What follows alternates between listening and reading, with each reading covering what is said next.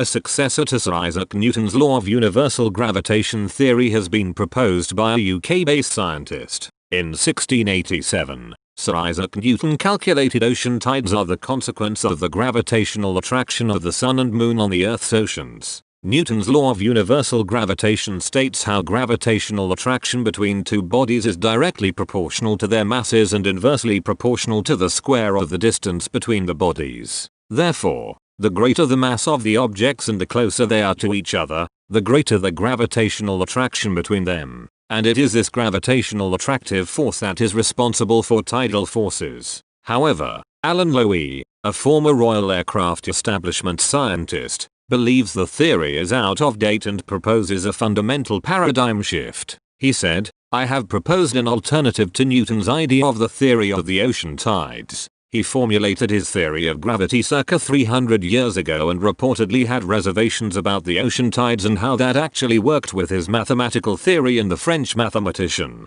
Pierre Simon Laplace, helped him out by coming up with his own mathematics. But in retrospect, it still doesn't resolve the issues, if you think about it carefully enough. And also in hindsight, we now have a missing mass problem, which is the reason for the dark matter theory. There is an alternative way of thinking about how the ocean tides are created. In its simplest forms, children are taught at school that the moon pulls the water of the ocean and that creates the tides. Children are taught the moon pulls on the water, which actually isn't correct even in the terms laid down 300 years ago. Despite admitting many mainstream scientists would disagree with his theory, Mr. Lowe believes the latest black hole research suggests Newton and Albert Einstein's requires revision. He said, "The kind of response I'm getting from just people online is Einstein's theory's been tested in, and that's the one that everyone's going with." There's a recent study from UCLA astronomer Professor Andrea Ghez, and there's also a team in Germany studying stars moving around the black hole at the center of the Milky Way, and she's recently published articles saying Einstein's theory is fraying at the edges.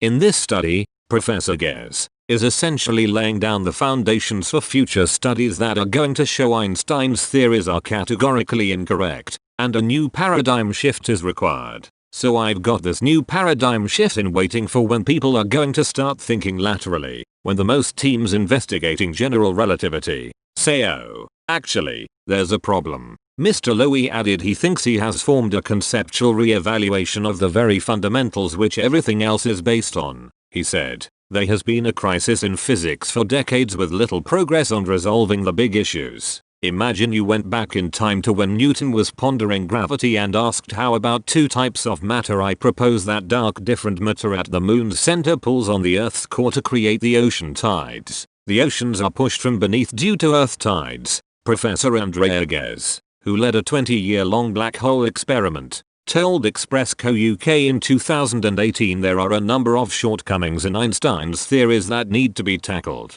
She said, "Exploring the universe offers an opportunity to see the most extreme forms of gravity. What we are seeing today is Einstein's ideas don't completely explain everything. You can hark back to the days of Newton, who had the previous best description of gravity, and at some point we realized we had to move beyond Newton to get a more complete vision. It is not to say these ideas are wrong. It is they are too simple. They don't explain how gravity or the universe works in all conditions. As we explore these more and more extreme conditions, we see that there is something missing.